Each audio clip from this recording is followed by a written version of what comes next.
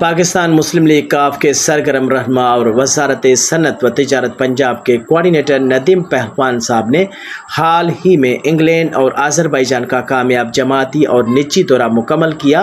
اس دورے کا مقصد اوورسیز پاکستانیوں سے رابطہ مضبوط کرنا، بیرونی سرمایہ کاروں کو پاکستان میں سرمایہ کاری کی دعوت دینا اور بیرون ملک پاکستانی کمیونٹی کو درپیش مسائل کو سمجھنا تھا۔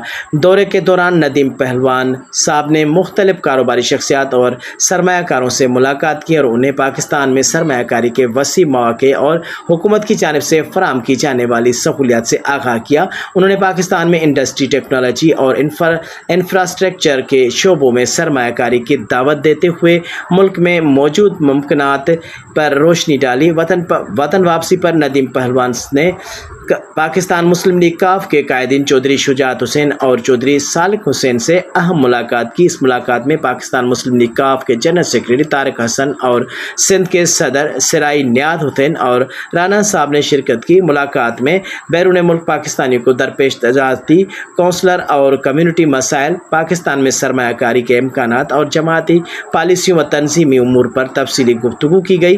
شرکاء نے اس بات پر زور دیا کہ پارٹی کو اوورسیز پاکستانیوں کے ساتھ رابطے مزید مضبوط بنانے چاہیے تاکہ وہ قومی ترقی میں اپنا بھرپور کردار ادا کر سکیں۔